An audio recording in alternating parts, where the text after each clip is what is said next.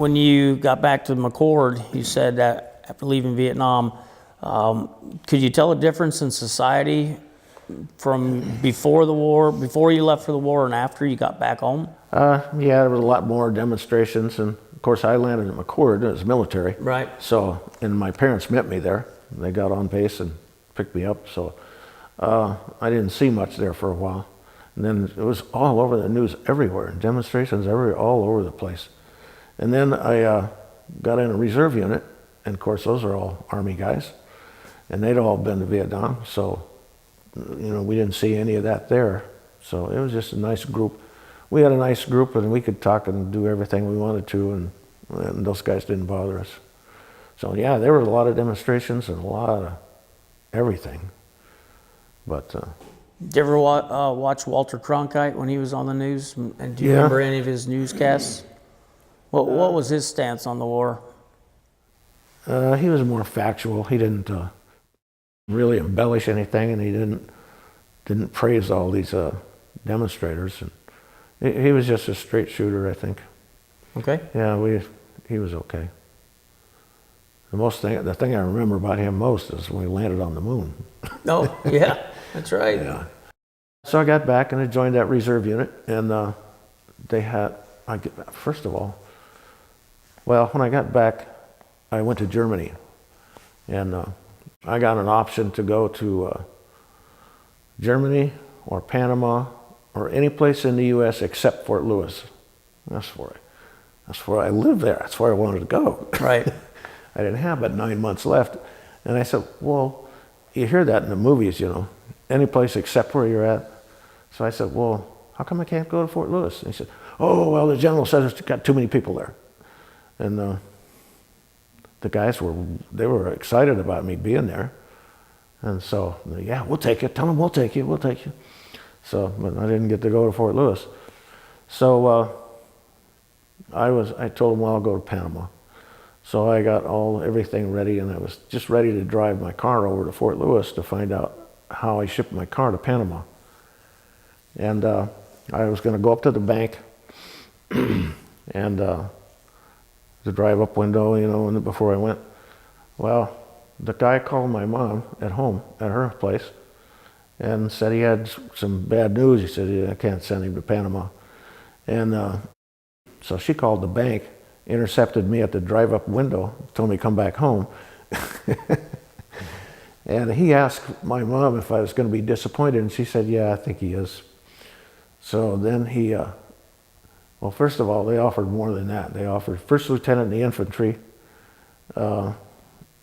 Europe, and then fixed wing in Vietnam on the way back, the next trip. And I didn't want to be a lieutenant, so I noticed something I should have done, but I didn't think of it at the time. But anyway, I told him I'd go to Panama. So then he called up, said he had to cancel that. He said, maybe you'd like Germany. And I said, well, I've only got 9 months left. I said, yeah, I'd have a year to do that. He said, well, you might really like that. And I'm a little slow to pick up on that. And I said, oh, yeah, okay. Yeah, I might really like that. So I went to Germany for 9 months, and then I got out of the Army. So then I went back to Seattle. There were no jobs then because Boeing was way, way down. And that's the old sign that said, the last person out of Seattle, turn out the lights. Right. Yeah, that was us. And then I got a letter from St. Louis that said they were starting a Chinook unit in Seattle. And I looked at that letter and I thought, man, I don't fly Chinooks. I said, they're not even going to talk to me. So they told me a time to be there. So I went up to the reserve unit, and I think I had to be there at 9 o'clock. By 10:30, I was in the unit. I had a Chinook course scheduled. They asked me if I wouldn't mind cutting my hair, and I said, oh, no, I don't mind.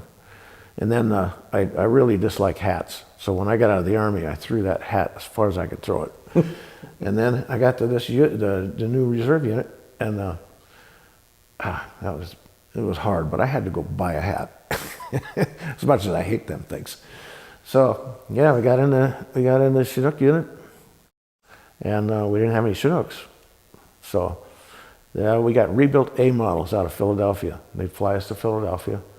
We'd go through them all, and finally, troubleshoot them and all the rest of that. They'd done that before. And then we'd fly them back to Seattle. The northern route, you could get into Rapid City, South Dakota and get fuel, which couldn't get past Montana. We didn't carry enough fuel, and there was no place to get fuel. So we all had to go down south. So we went down through Tennessee and Oklahoma, Texas, and then New Mexico, and then we'd go to Las Vegas. And it was kind of early in the day, but we'd have some kind of maintenance problem. Absolutely. Yeah, so. And then we'd get up kind of late, and we'd fly into Reno. We had to stay there too.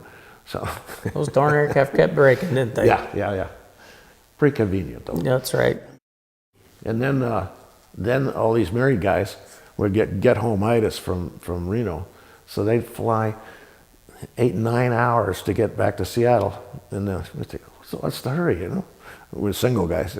We're not in any hurry to get there. They wanted to get home, and boy, they'd burn the fuel getting there. So we were supposed to have 16 Chinooks, and they had so many of them, they gave us 24. So we had Chinooks everywhere.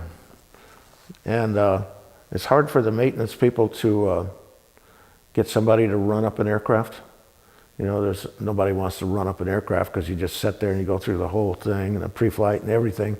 You run it up and you never leave the ground, so you never log any airtime. Right. Their way around that was to get run-up orders on one of the senior civilian, I think he was an E8.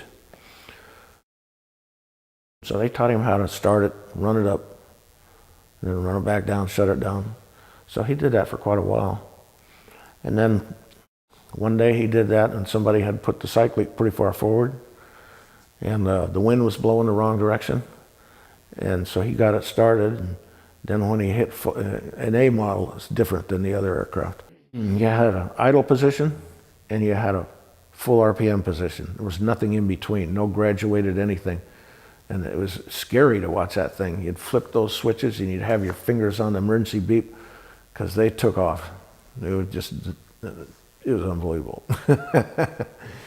And so anyway, they took off like that. The wind was going the wrong direction, lifted the back of that aircraft up, turned it right straight upside down, and crashed it right there. And everybody got out, but he was in the pilot seat. And he had the colored visor, the visor. Yes. He had the sun, kind of copper-colored visor. Well, the next drill we had, he got up there and said, the worst part for me was I had that visor on. He said I couldn't see the companionway to get out. And so everybody just kind of sat up real straight in their chair. When that briefing was over, they all ran the supply room for clear visors. I got you. Yeah. Yep. Yeah, that's all it took. So what year was it you got back from Vietnam? 70. Okay. So then I went to Germany. Okay. For almost a year by the time I got done there. And then I came back and I got out of the Army, and they were doing reduction in time and everything else. They were trying to get rid of people. Absolutely. So, and then this unit started up, so I went to the reserve unit, and so stayed there for quite a while. So in your entire career, how many years active? I got 20 years active. And reserve? 19 and a half. Right. So I think I have 39 years, 5 months, and 20-some days. But who's counting, right? Yeah. Who's counting? It would have been kind of fun to get the 40, but they weren't going to keep me. So. What was your rank when you got out? W4. Okay. I was a CW4 for 24 years. Okay. Yeah, that was before the 5s came around. That's right. They came around right at the last, but they were pretty picky for those guys. So. Yeah. If you look back in your thoughts and your memories today, what do you think about Vietnam? Were we? Well, to me, I really liked that year because I like to fly, and I flew a lot. I got almost 1,000 hours there in country, and I think I got 958. And I just got that, you get a Huey pretty quick, you know where the blade tips are. You can park that thing anywhere, and you get really good at it. So I love that part. And then the loading up the missions, and just seeing what that Huey would do and what you could make it do, really. Right. And that was exciting. How about a political view from you today, looking back at Vietnam? Should we have been there? Should we not have been there? Well, yeah, I think it was kind of a made-up war, because shooting missiles at that destroyer, that never happened. And so Johnson got it in there. Are we talking the Gulf of Tonkin resolution Yeah, Gulf incident? of Tonkin, yeah. It never happened? No, something. And and then, well, if you're in the Army, you do what the Army tells you. Yes, sir. And it was exciting, and you got to do what you're trained to do. Yes, sir. So, but I was a little perturbed because they wouldn't let us win the thing. What do you mean? I got my own theory of how we could have won that war. What's your theory? Well, we could have pulled the 1st Marine Division out and a big Army division out, put them on a ship, run them up to the narrowest part of North Vietnam. Yes, sir. And just made a landing there and just stayed there. It would have drawn all the troops down from North Vietnam, all the troops up from South Vietnam, and you had B-52s. You didn't have that much of an area to cover. You had B-52s, you could bomb them into submission. And then they never bombed their dams, so that would have cut off their food. That would have ended the war. They never did that. And then they forced the Air Force to fly over the same target. Bad weather, they had to cancel. They had to fly over the same target 5-6 times, and by that time they'd moved all the anti-aircraft in. So, well, they never asked me how to win the war. No. No. They never asked me a lot of anything. But, as soldiers, we have opinions about how things could have been different. We could have finished that in 3 months, I think. But, yeah, that's my opinion. Doesn't count for much. Yeah, it was an interesting war. It sure did cost a lot of people and a lot of material. The Hughes 500s? I do. That the Cavs have? Yes. Yeah, the Cav units there never got one of them to a 100-hour inspection. Not a single one. The Hughes were much better aircraft than the Bells. The Bell was so long, and it was wider, and it was slower. It wasn't nearly as maneuverable. And that Hughes you could put in anywhere. And some of the pilots would get in there, with the good Hughes pilots. They could get in there to an LZ, and the Vietnamese knew which way you were going out. You went in, you went out. They could go in, back out, and these guys would still be shooting where you were supposed to be going. Oh, there's another deal about LZ Airborne. We were flying in there, and there was a Viet Cong guy, and he'd stand up and he'd shoot at us as we were down there right on the ground. And the North Vietnamese had a aiming device that they put on their rifles, and it had lead built in. I see. So this guy was standing there with one of those things. He was pointing the gun aiming the gun right there, and the barrel was going this way. So we called the guys and said, "Hey, there's a guy standing up there, and every time you go in, he'll shoot at you." Said he's he's leading. He's got one of the lead guns. Said, "Don't shoot him." I said, "Well, just leave him. We'll get him at the end of the day." So he stood up that whole day long and shot at us. Never hit anything because the bullets were going a different direction. And then a couple of aircraft from the end, they'd say, "Okay, you can pop him now." So they shot him. We didn't want to hit him too early. They'd get some guy in there that knew how to shoot. So. Yeah, So, I didn't think of that, but yeah. Yeah, they'd get some guy that would point it right at it and disregard that guide, then we'd get shot. So we just let him do it all day.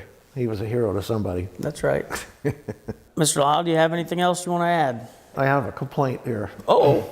The medevac people, they were not good. They, everybody says, oh, you're a medevac, you're a hero, you know. They're not. They would come into a place where there was some action going on, people getting shot, and they needed to be evacuated and gone to the hospital. And they would circle up there and they say, well, have you taken any fire in the last half hour? They said, well, yeah. You know, and you could hear the guns going off. And he said, well, you call us after you haven't taken any fire for half an hour and we'll come in there. So, yeah, so we were going in and out all the time. So even fire or not. And so they would load their wounded people on our aircraft and we'd go out somewhere where it was safe so the medevac guys could pick them up. And we'd transfer them to them and then they'd go back, take them to the hospital. So, I didn't have much use for those guys. Okay. I thought that was pretty stupid. You got a job and you're supposed to do it. Yes, sir. The government actually took pretty good care of us. By the time we were in Vietnam, you could get a letter to the States in about 3 days. And food was there, and a lot of it was MREs. Well, MREs. No, it's class... C-rats, huh? C-rats, yeah. C-rations. And I liked the turkey loaf. So, you know, the little lip on the edge, I'd get a pair of pliers and get that thing up there, stick it in the exhaust before we shut down. And about 20 seconds, that was steaming hot. So, and an engine's good for something. And so, in Thanksgiving, they do turkey, you know, and we were out putting turkey everywhere, you know, all these troops out in the field. So they got Thanksgiving dinner. But payday'd come around and they'd pay everybody else, and I'd still be out flying, and they'd call me and say, hey, aren't you going to get paid? And I said, oh, today payday? You know, I had no idea. You didn't know what month it was, what day it was, anything. You just got up in the morning, went out and flew, and got back, and we would fly. Well, I remember flying 13, 14 hours a day. Oh. So yeah. I remember one time in particular, they got this new guy in, and I think I flew 13 hours with him. That guy he needed to go somewhere. He did. He ended up down south. I finally, he was a little flaky to begin with, and I had him fly into an LZ. It was a pretty big one, and there was a guy in the back seat talking to him on the radio. So he's at a hover there in the middle of this LZ, and he turns around and talks to the guy. Hey, where's the hover here, you know? So, yeah, they used to get the new guys to me, and I'd fly them the first day or something. I don't know why they did that then. But if I came back with, you know, good mood, well, then they'd keep the guy. If I come back just ranting and raving, then the guy wasn't there much anymore. But I came back, and this guy about driven me crazy. I flew the whole 13 hours, and you couldn't trust him enough to give him the aircraft. He'd do something stupid like that. So then the captain flew with him the next day, and the next day he was gone. What's that thing where they bring singers in and stuff like that? USO. USO, yeah. There it is. Yeah, they weren't that great either. So they bring singers in. They sing pretty good, you know, and all of that. They'd do a little show. And then they would, the show was over. And then they were available to the majors and above. Once again, that major and above thing. For a fee, yeah. So they made pretty good money. We had a lieutenant that came in to the unit, and he was a platoon commander or something, and he wanted us to salute him. So, you know, you take an ammo canister and you stick it in the ground, and everybody go take a piss in it. Yeah. Well, when he took a piss in there, everybody would salute him. It didn't take but about 3 days. There was no more saluting. He cured that guy. Absolutely. Yeah. You didn't want to get saluted in a combat zone anyway, did you? No. No, this guy he was impressed with being a lieutenant, so everybody's going to salute him. Well, we did. Well, let me go through here. Okay. These are good reminder questions. Absolutely. Well, nothing ever affected me as far as wife and that. I was single, which was probably pretty good.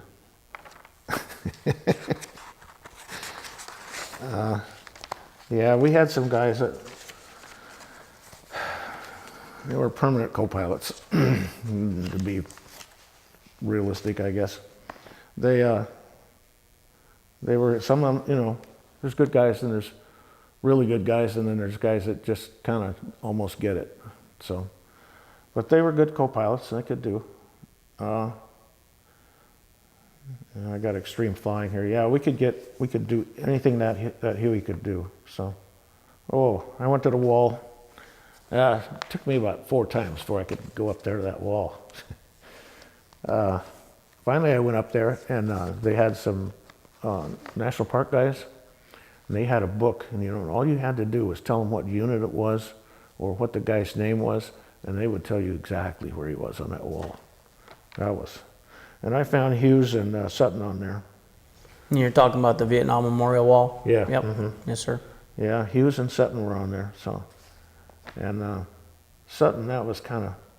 Hughes was single, but Sutton was married. His wife was in Florida, and he would write to her every single day. And so I'm sure when she missed more than about 3 days in a row, she knew something was up. So, and it took a while for her to get notified. So, to make use of clubs and theaters. We didn't have any theaters, no libraries, no nothing. The club we had is the one we built. Yep. So, yeah, there was just nothing to do there. But you were so busy, it didn't matter. I'd write home about twice a month. You know, I probably should have written a little more often. It made my mom happier. But yeah, she was even a little upset when I got a delay en route in Tokyo on the way home. But it was fun for me. We never really met many of the locals because we didn't allow them on our base, but they were, I remember one, yeah, they were nice people. Generally, they were, you know, just trying to make it. Right. Once in a while, the Viet Cong and the North Vietnamese would come into these villages, and they'd just kill all the men and older boys. And we went out on the beach one time, and there was a line of flowers, just straight as an arrow, right down there, you know, and that was kind of odd. And the ground was heaped a little bit. And then they started digging it up, and it was, they had forced these guys to come out, dig a pit, and then got them up next to the pit, and then shot them. They fell in, they covered them up, and then that's where the heap came from. And then it would generally kind of flatten out over time as the bodies decayed. And then all the flowers would go right there because that's where all the nutrients were. So to find a slit grave like that, all you had to do is look around the beach and see a straight line of some kind of plant. That's crazy. And then they'd dig it up, and they'd see leg bones and wrist bones with wire tied around them. And so, yeah, they weren't good people. But those people were just trying to live in a rice paddy. You know, they weren't getting rich, that's for sure. They were hardly living. Just trying to survive. Yeah, they were just trying to survive. And then they'd lose their husband or the producer in the family. I mean, the wife worked in the fields too. It took both of them to do that. And they generally have a fair number of kids. They were Catholic, basically. So that's, you know, you got to produce kids. And then there she was with a whole bunch of kids and no way to feed them. And so they would take their youngest child, usually, a baby, and go up next to the army there and see an APC or something that was going by and throw a kid under the tracks. And they'd kill that kid, and then the army would pay her, that lady, somewhere around $10,000. And that's how she lived. She sacrificed one of her kids so she could feed the rest of them. Of course, the guys in the tanks, you don't see right under the tread. Yes, sir. You know, they didn't, you know, it was not their fault. Well, we started looking at warfare, you know, for the general population there. We see a economic, social, and it's a dysfunction. It's a pretty traumatic deal. Yes, sir. Yeah, we didn't really need to do that, I don't think, but the drug use, there was some drug use there. I've never been around drugs, so once in a while they'd pick me to go through the barracks, you know, to find drugs. They could have that stuff laying out there, cooking and everything, and I wouldn't know it. I'd go through there and look around, and I didn't even know what I was looking for. But yeah, there was some drug use there. Not generally in the aviation units, but the troops out in the field, they got it. And so yeah, that was because, I don't know, I think that was kind of because they wouldn't let us win the thing. And we were overpowering force. We could have won it, but If it would have been maybe a linear battlefield instead of a guerrilla warfare? Yeah, oh, they'd have been wiped out quick. Yeah. They eventually brought the NVA right at the end when I was leaving. They brought tanks down on the Ho Chi Minh Trail, and up on the Laos and Vietnamese border. Yes. And there were the Cobra guys, the gunship guys. I don't know how they did it, but the Army all of a sudden had tow missiles.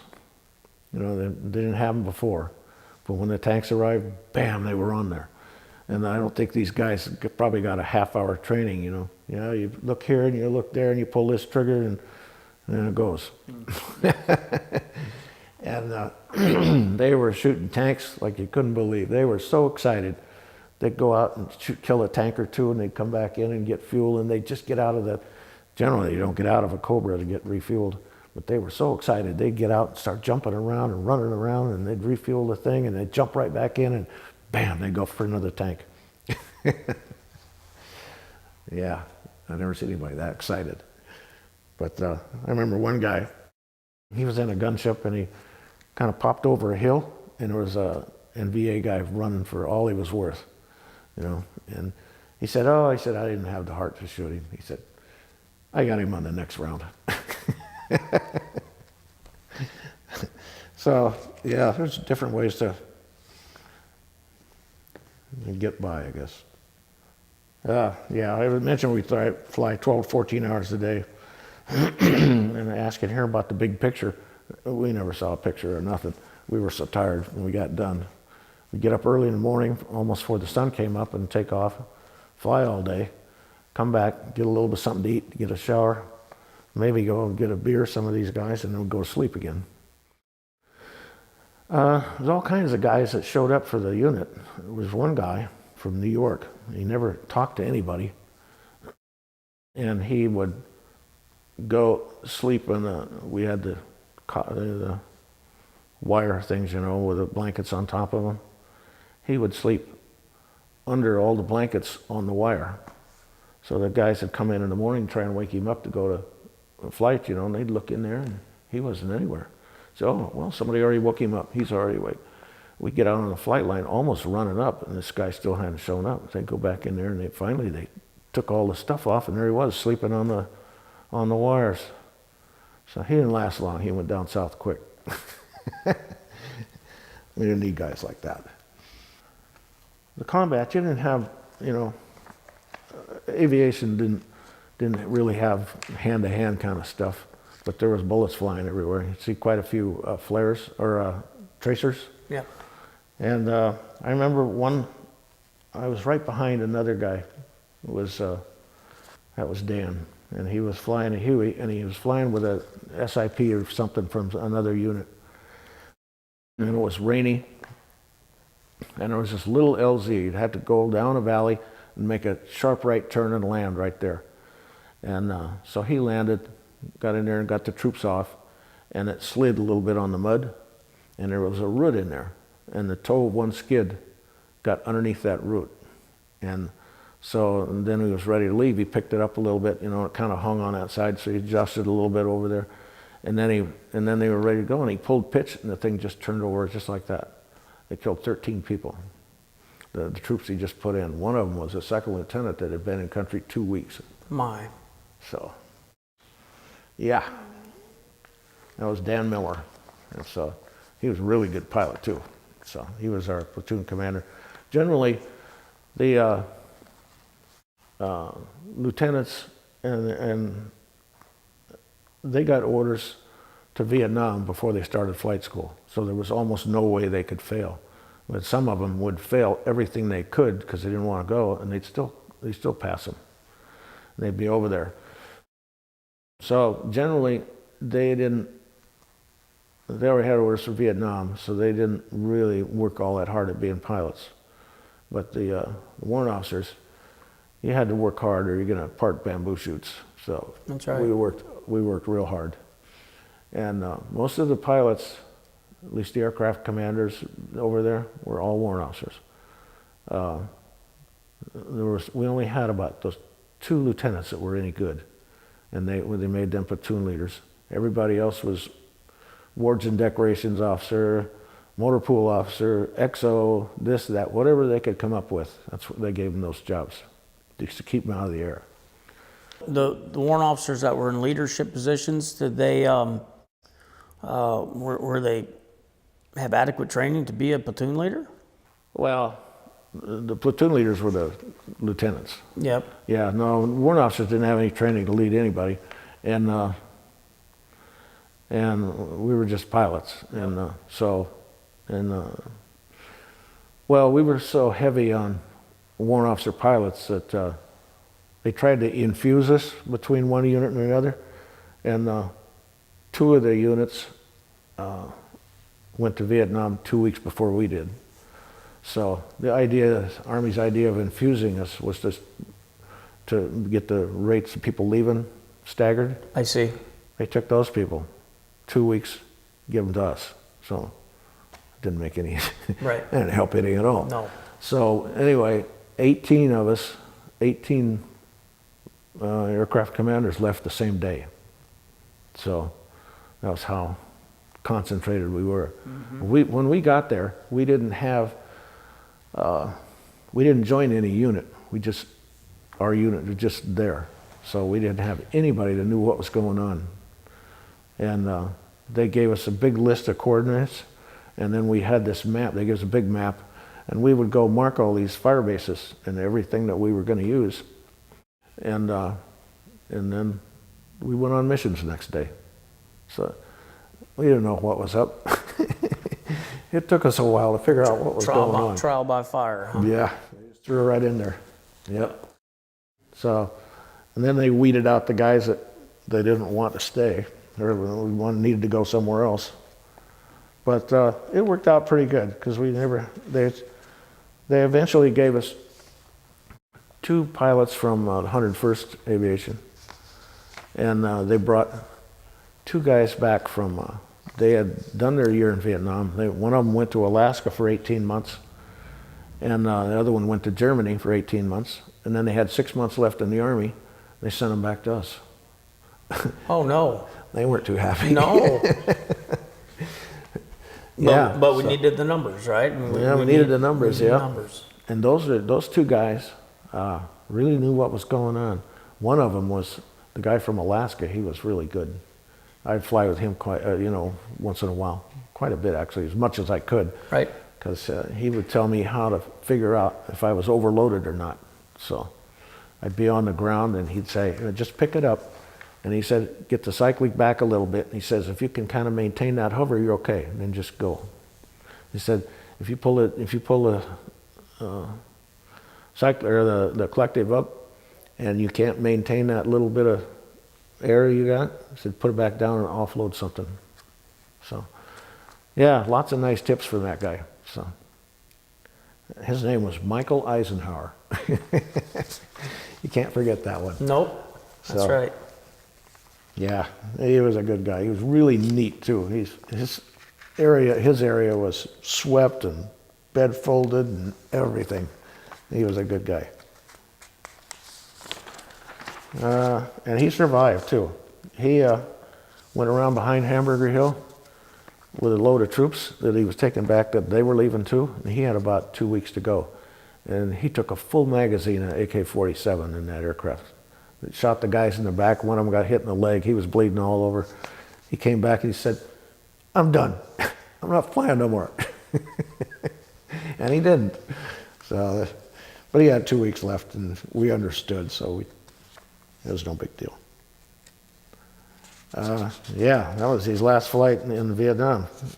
Get it shot out from under him almost. Yes, that's right. So, battle tactics, we didn't really have any. We just flew in and flew out. That was for the ground people to have the tactics. And we just had M60s on our Hueys, 2 of them. We generally, when we started out, we'd carry a lot of maintenance tools, like 150 pounds of tools. Finally, they made us take them off, and because we didn't use them much. Right. And we could lift more. So it's amazing how 50 pounds off of that thing, and it can make a difference. So, and now these days, I see they're teaching pilots to fly here, and I was getting reacquainted on the Chinook, and I went with this instructor. We went into a little LZ, and then I was backing up, like we used to do in flight school. Back up so you got enough room to climb out. And he says, "What are you doing?" I said, "Well, I'm backing up so I can get a good takeoff angle." He says, "You don't do that anymore." He said, "Just pull pitch." So that now they're not teaching them how to do that. If they're limited on power, I don't think they could get out of some of them places. Now you got 2 engines, you just pull it up, and up they go. They don't teach them auto rotations. We used to shoot, I'd shoot 10, 12 auto rotations a day. And now they just demonstrate them. So, I don't know. But they don't teach stuck pedal anymore. Remember those? I do. Yeah, well, they don't teach that anymore. But you don't have single engine aircraft either, so. No, that's true.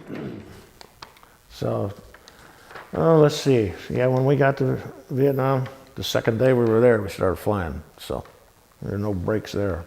The Huey was a pretty good helicopter. We had H models, so we had the most power of anybody that was there. So, and ours were new too, so it was kind of fortunate, but they weren't new very long. Oh, says, "Did you volunteer for Southeast Asia?" Nah, you didn't need to do that. Everybody went. There's only a few that went to Germany. So if they had a brother there already, or a sole surviving male or something, Yes, then sir. they would send them to Panama or Germany, something like that. So, yeah, Fort Walters, and isn't there anymore. No, it's not. I guess they sold off the houses, and I don't know what they did with the rest of it. I remember Possum Kingdom Lake? No, see, I never went to Walters. I was always just Rucker. Walters was long gone. There was a big lake there. It was Possum Kingdom Lake. And once in a while, some of these wild guys would get out there and steal one of those helicopters fired up at night, go flying around. Well, they lost one of them in Possum Kingdom Lake. They could never find the helicopter. So, and then they had a big storm. And remember the old Hughes, the trainers? Yes, sir. I don't, because I didn't flew them, and I didn't want anything to do with them things. Mattel Messerschmitts, that's what we called them. And big storm came along. They blew all them things up next to a berm, destroyed them all. Oh my. Yeah, so they had to get all new ones. I don't think they could even fix some of them. But yeah, wow. And then the Hiller. Did you fly that? I did not. I didn't either. I flew it in Alaska after I got out of the Army. But that thing, that paddle up there, delayed your control input by 90 degrees. Yes, You're sir. already delayed 90, and that delayed it to 180. And that thing, that stick shook so bad, it was like flying a wet sponge. I couldn't believe it. I couldn't believe guys go through flight school with that thing. The Bell 47 was handled almost exactly like a Huey. There was no transition at all. Huey was just bigger, that's all. Right. So, yeah, I like the Bell. But we got them from they called them in from the reserve and guard units. Of course, they'd send their worst ones. Right. Yeah, we'd get out there. We'd get a pretty healthy student and a pretty healthy instructor and wrap it up on a hot day, and they couldn't get off the ground. So they had to go back and rearrange instructors and students by weight. Sure. That's right. That was a challenge. We just had a pistol. We didn't have any M16 or anything. So the guys in the back, they had machine guns, and then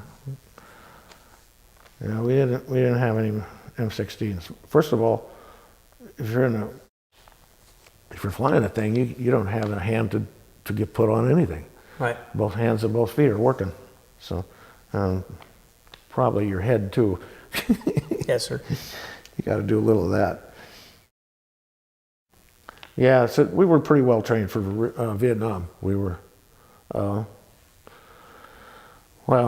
we knew that's where we were going, so we studied that pretty good. I didn't have any trainees that I knew get killed or injured. Had a couple of crashes, but I remember at night one time, one of the other aircraft from somebody else. I remember hearing him on the radio on Mayday, and he had turned upside down and was going in. So he crashed and killed at least one student and the instructor. I don't know how he got. I think it was a Hughes. I don't know how he got upside down, but he did. So they crashed right there in Texas. We didn't have hardly any African American students for pilots, and there were a couple, and they got in at OH-13 one night. It was a night flight cross country, and a buzzard or something, big bird, came right in that plastic bubble, and it shook them up pretty bad. There was bird guts everywhere. Right. Scared the hell out of them. It scared the hell out of me too. And they got it down on the ground, and that's where it stayed. And they still stayed in the program, but a lot of them didn't. We had a lot of guys from like the artillery, E7s, and they'd come back in and are going to go to flight school, and it was a little tough for them, especially if you hadn't flown before. Right. And they were learning all this stuff, and everybody was jumping down their throats, and they'd get so frustrated they'd just quit and go back to shooting artillery. Wasn't worth being a candidate. Yeah, it was just too hard on them, and they weren't used to being told what to do. Sure. So, and everybody was telling them what to do, so they would just get frustrated and go back to artillery. Do you happen to remember what your TAC officer's name was? No, we had several of them. Okay. Did you like them very much? Ours were pretty sympathetic. It was mostly people that had gotten shot, and came back, and we did pretty well. Nobody got their books lined up because they'd get a ruler there and stick their thumb past it, and these books aren't lined up. You got to stay. You get this many demerits. Right. There was a guy downstairs, three of them in the room. And they had, there was really only two of them there, but they made up a bed, display, and everything for a third guy. And they put him A. Lincoln. And they would come in there for inspections, and Lincoln would get every demerit there ever was. And of course, he didn't even exist. And these guys just conned those TAC officers. They were under the gun too. So, yeah, that Lincoln never got a pass anywhere. And these guys were gone all the time. That was great. Nobody turned them in. That was too good a scam. I'm going to I teach candidates too. I'm going to tell them that story. Yeah. Yeah, this guy he was at the medical clinic, or he was here, he was there, he was somewhere every inspection. Every inspection. Yeah. Let's see. I was a W1 and a W2 in Vietnam.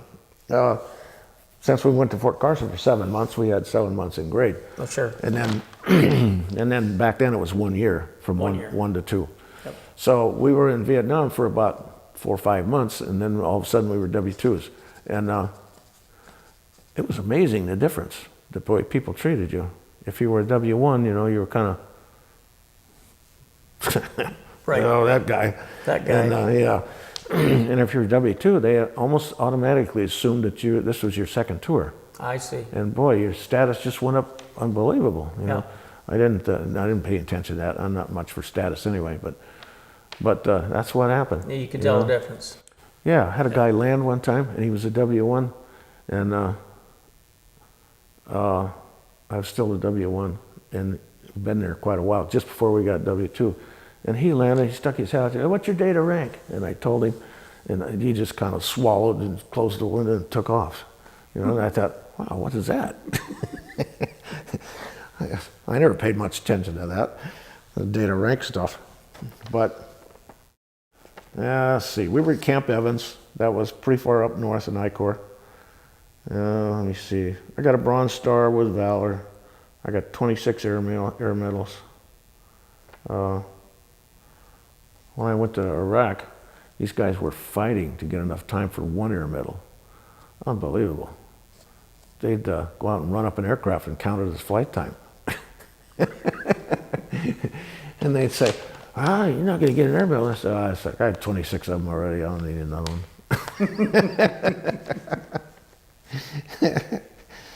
Let's see. Supposedly I'm a disabled vet, but yeah, I'm not very disabled. I got when I retired, I was in so long, you know, if anything was going to happen, it showed up. So they gave me x-rays and everything, and they said I'd have trouble with my left shoulder and my left hip, and, you know, eventually and on then. And when I got here to Rucker for my last 2 years, they were looking for somebody that flew Hueys. So nobody flew Hueys anymore. And so they put me out in the medevac unit. Okay. And so I flew that for a while, and they had Hueys, and they eventually got this other thing. It's not a very good helicopter, I don't think, but from what I hear. They've just transitioned not too long ago to Blackhawks. Okay. Yeah, the Lakota wasn't cutting the mustard. No, no. I've heard instructors out here complaining about that thing. Yes, sir. So, yeah, so I was, you know, I'd be good in the morning, good alert and everything, and in the afternoon I'd kind of be sloughing off, and you know, I got plenty of sleep, I thought. Well, I didn't sleep very well. So, you know, coast to coast radio? Yes. At night? Yeah. Midnight to 4? I almost heard all of that every night. I'd sleep about 20 minutes, and I'd be awake for 20, 30 minutes, and I'd go back to sleep. I got that. I really like that station. Well, anyway, they sent me down to, they asked evaluations from the other pilots. They said, oh, he's fine, you know, but sometimes you just never know what he's going to do. And I was fine in the mornings, but I'd kind of fall off in the afternoons. And so they sent me down to the clinic here to do an evaluation, a computer thing. And they had those X's and O, all the letters of the alphabet. And they said, when the X comes up, you press the space bar. And that test went for a while. And so I did that. And I thought, oh, I'll go down here for a couple of tests, and I'll take the rest of the day off, you know. I'll get 2 or 3 hours on by my own. And I went down there. I got in there, and after 5 o'clock, I was still taking tests. I go, what's going on here? But that X and O thing, the computer would put all these letters up, you know, and I'd get I'd start looking at other things, you know, and finally an X would come up, and I'd go, bang, and I'd hit the space bar, and I did that. I got through that thing, and then this guy came in to see what the results were, and he's looking at the results. He said, wow, he said, you get bored pretty easily, don't you? I thought, well, that's what you're checking for? So I did all the tests they had, and then they sent me down to Pensacola. Every service used to have POW clinics. Yes. They all closed them except the Navy, and it's at Pensacola. So they sent me down there, and I thought, well, okay. I went down, stayed the night, you know, and went in and did their tests. Did a whole bunch of tests all over again. And this time they recorded them. And then at night they gave me little tabs, you know, to put on, yep, and a recorder. And so I did that. And I brought it in the morning, and they plugged it in, and oh, these two guys, they were going crazy. I said, oh, classic a case, a classic case, this and that. And then they recruited me, or they regarded me as there's different versions of sleep apnea. Okay. And mine was critical. And I would, in an hour and a half, I shut down, I think, 70 sometimes. Wow. So that's why I wasn't getting any That's sleep. right. Yeah. So they sent me back up here with all those results, and I went back in and I thought, wow, this is really happening here. So I pushed kind of hard to get that machine. And about 2 weeks they gave me the machine, and I've been great ever since. That's good. But then when I went to retire, oh golly, I can't think of his name. The head of the VA disability deal down in Enterprise. Okay. Can't remember his name, but he was a civilian in the Army, and also he did that. And he was 2 doors down from the office I was in. So they said, go down and see Bill. Bill was his name. Go down and see Bill, and I didn't know Bill. I never saw him. And they kept telling me that, go down and see Bill, talk to him. So I went down there, and he said, well, you got anything wrong with you? And I said, oh, probably my ears, I might get 10% for them. I can't hear all that well anymore. I got tinnitus and that. And he says, oh, well, anything else? And I said, they just diagnosed me with sleep apnea. But I said, but they gave me the machine, so that's okay. And he got on there and he punched that in. Sleep apnea is 50%. Yeah. My God, I didn't know that. I didn't have a clue. And so that's one of my disabilities. The other is the shoulder and the hip and all of that. And so I ended up with 70%. So, and I didn't count it on that at all. Right. So I got a pretty good retirement now. Only took me 40 years to get it. Well, let's see, what else is on here? Oh, I was pretty high on that draft list. So, did I tell you about going to the draft board? Yes, sir. Oh, okay. Yes, sir. Yeah, that lady was nice. She was really nice. In between, when I was on my reserve time, I'd fly civilian. And I flew in Alaska for about 3 summers. And I went to one of the guys in our reserve unit. He had contacted Bristow Helicopters in England. And so they were coming to Oakland for interviews. And they needed pilots pretty bad too. So he talked another guy into going. And then they had 2 seats left in this Cessna. So they talked me into going, and I wasn't thinking of that. So I went down there, and they wanted to hire all 4 of us. Oh. So, but when you go to the British system, you have the license you have, and then they downgrade it 1, and then that's what they give you as a license. But we were over there, and we had Chinook time, and we had lots of Huey time, we had a lot of time. So it was more than they required for their ALTP. That's what they called their, because ATP here and Yep. ALTP over there. So we went down and took their classes. Bristow had the classes that we needed to take to go down and pass their exams, and we did all of that. And so they said, well, you need to go up and get an ATP. So then when you come back here, it'll be a commercial, and then we can use you. So we did. We went up, and the FAA guy he didn't think that had happened. We had a guy in our unit, and he said, hey, I got 4 guys here. They need to get their ATP. And he said, well, there ain't going to be 4 of them to make it. We all made it. So they would take us up in a Chinook, and of course they couldn't fly it, so they couldn't be in the seat. They were in the jump seat, and they'd say, they're going to pull an emergency on you. And they'd tell the other pilot to pull back 1 engine, But we'd already talked to them and figured, hey, you pull back that engine, so I know what to do. Perfect. So there's a way to skin those guys too. So he pulled that engine. We both did the opposite of what we were supposed to do, but he didn't know the difference. So he passed us. And we went to England, and then we took the test that they needed to take. or they wanted us to take, so we took those. And Bristow gave the classes, and then when they finally gave us our pilot's license over there, they said, well, you guys have got so much time, we're just going to give you the ALTP. So they did. So then I went to Nigeria for about 5 years, Morocco, Ghana, Nigeria, flying the oil people. Okay. And they had some good helicopters. You remember the old S-58 Yep. Sikorsky? Well, they had a turbine-powered one. And they did one turbine engine in it. And Sikorsky, they had a design to put them up behind the transmission, but Sikorsky wouldn't let them do that because that was going to, get into their S-61, 62 stuff. Right.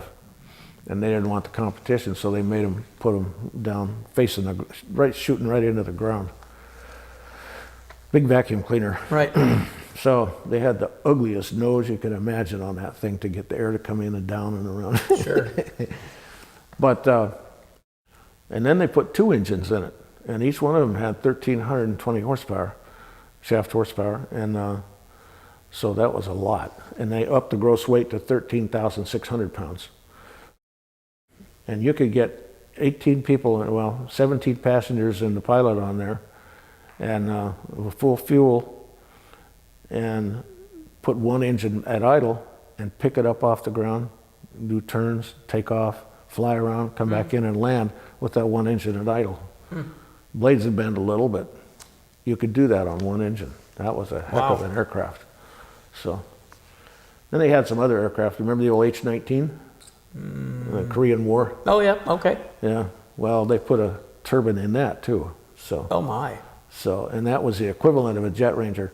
Yep. But when you were flying, I always liked the Sikorsky. Yeah, it was slower, but it had big floats. And when you were flying these Nigerians around, some of them didn't, most of them didn't know what a bath was. Right. They smelled pretty good. And you were up above, so you could pull that window back and kick pedal a little bit, and you could have the air come in, down, and out there. If you had a Jet Ranger, he had to sit right beside you for weight and balance. So I go, ooh, geez. So I always went for the Sikorsky. That's right. Yes, sir. So that was good. We had one guy crash there. Actually, we had 2 crashes. One of them was at a hover, only the pilot on board, and slung a blade. So he just, right there, he didn't even know what happened. It happened so quick. And then we had another guy, the aircraft that I'd been flying, he was out over the water, and he had about 12 passengers on board and slung a blade, and none of them survived. So, yeah, it's dangerous business. Yes, it is. Very unforgiving. Yes. I really enjoyed the Army. That's why I stayed so long. Yes, sir. That, plus they kept paying me. Right? Here's the things that were shot at us. Mostly was AK-47s, 122 rockets and 50 cals, and then a little bit of the anti-aircraft. So, dental and medical service was just great. We had 2 ships off the coast. One of them was a sanctuary, and the other one was a repulse, hospital ships. Okay. They're not like the new ones. The new ones are huge, and these were just pretty small. And they had a pad right on the back, and then they'd, go with the waves and stuff. Right. And we'd go out there and land, and they'd come out there with 4 cold Cokes. That's one of the reasons we landed there.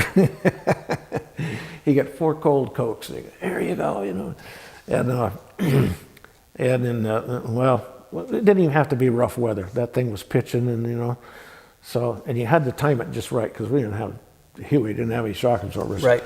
So we'd wait until the ship came up, and then we'd go down right there. And one time it was coming up, and I was going down. Wow, I get thrown up. Bang, right off the place. But I came back around and we got in. And then we'd be on the pad, and we wouldn't put the mag brake on.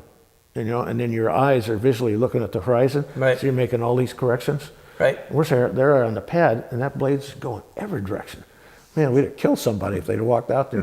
Finally dawned on us to put the mag brake on and just quit looking. So, yeah, you got to kind of know what's going on. I visited one of my friends out there that got shot down at LZ Airborne.